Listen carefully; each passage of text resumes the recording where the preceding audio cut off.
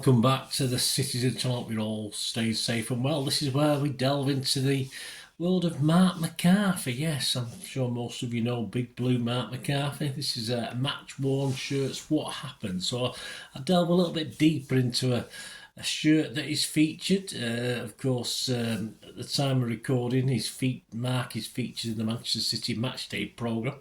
In his article, Kitted Out, of course, said his amazing collection of match-worn shirts. Many stories, memories that he shares, of course, on his YouTube channel. And, of course, he does supporters clubs, that sort of thing. And he sort of puts out interviews with the players as well, so he gets the players into where his shirts are as I talk about him. He's also had 2 books published, as you probably know as well. His X address is at Marc, MMMAC, of course. So this is just a small edition. I had a word with Marc a few months back now. I've done 2 or 3 of these now. I hoped he wouldn't mind me just adding to what he's got out there already. So I just pick at random a shirt or shirts Marc has featured on social media or from his books, and I discover a little bit about what happened on and off the pitch when these shirts were worn by a specific player. So today I'll delve into Marc's second published book, this one, another 101 Manchester City match-worn shirts, and pick one out of there. So we'll talk about that in a minute. Please, if you are new to the channel, push that subscribe button, push the bell notifications, everything City past, present, and as long as I can keep going. So great to have you on board. Of course, give Marc a follow if you've not already done so. And of course, have a look at my site. There's my channels, lots of different things on City. You'll notice something on another passion of mine, film and TV as well. So if that's of any interest, have a look at that. Or if you know somebody might be interested in it, might not be interested in the football, might be interested in film and TV stuff, point them in my direction. I'll be very, very grateful. Yeah, so page 1 or 2 of this, page 102 of this book, picks up on Nicolas Anelka. Yes, Le Sulk, I think his nickname was, wasn't it? He sort of enjoyed goals. We were always trying to look, as fans, we were always trying to look to see how delighted he was, or if he was delighted at all, because he never quite shown that emotion when he did score the goals. And of course, he was a big name at the time. We were quite happy to have him. And of course, he wore the number 39 shirt, and Marc's got one of those from the 2003-04 season that was picked up on the match against Wolves on the 10th of April 2004. So just to give you some background, this is from the book. I'll just give a little bit of background on what Marc's got. It was a season of firsts as City entered the 2003-04 campaign with the move to the new stadium that coincided with the shiny new sky blue home shirt, which has been replicated by Puma for the new up-and-coming 23-24 season. That's when I'm recording this. And that marks 20 years since the stadium moved from Main Road. It was also the first of 4 seasons American manufacturers Reebok would produce the kits. This match-worn long-sleeve Nicolas Anelka number 39 shirt was given to Wolves captain and self-confessed City fan Paul Butler following a thrilling 3-3 draw on the 10th of April 2004, with the classy Frenchman claiming City's second goal of the day. Anelka appeared 101 times for City, scoring 49 goals along the way, not bad, during a 2.5 season stay, which is fondly looked back upon by many Blues who, like me, couldn't really believe we'd secured the services at the time of one of the best strikers around. Quite right.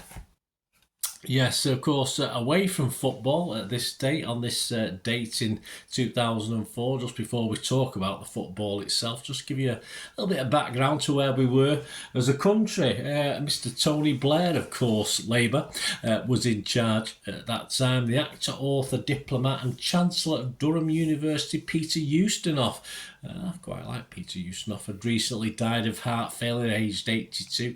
BBC One, this is an interesting one. BBC One had just aired Pat and Mo, an EastEnders spin-off episode featuring Pat Butcher and Mo Harris during the 50s. Remember that? No, me neither. McFly was the UK's number 1 with 5 colours in her hair. I don't remember that. I'll probably know the tune if you sing it. Anastasia by Anastasia was the number 1 album in the country.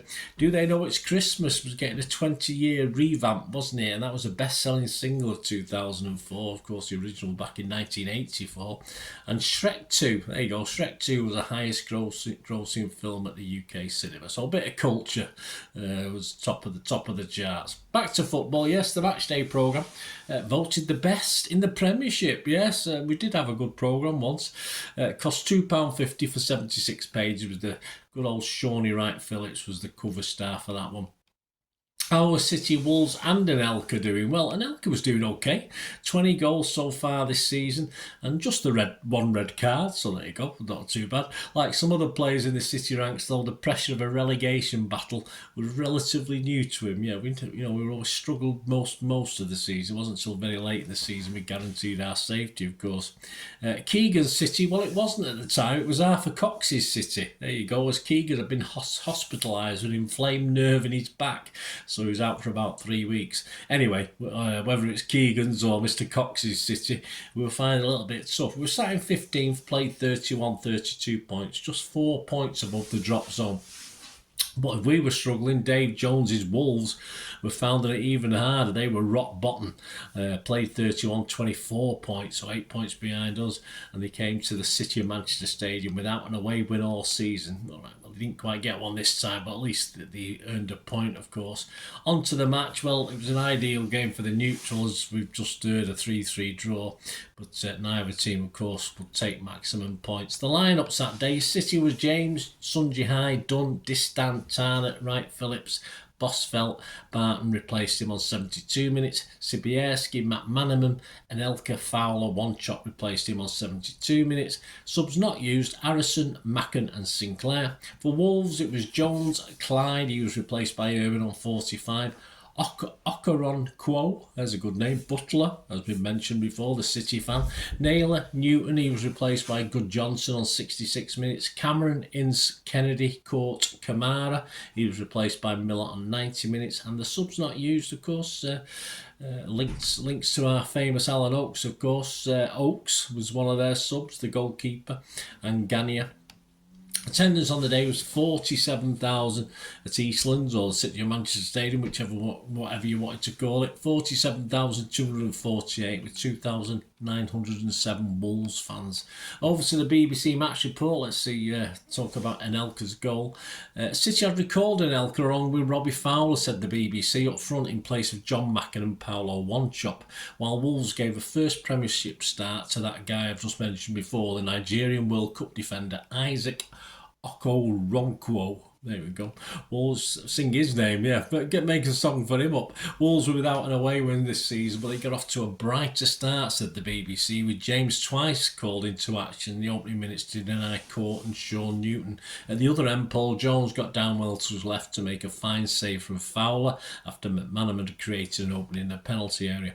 On 13 minutes, Kennedy, of course links to City as well, gave Wolves a shock lead when Tarnett cleared a Kamara corner into his path and he smashed the ball past a stationary James from 25 yards. Wolves continued to press and stun City by adding a second goal on 22 minutes.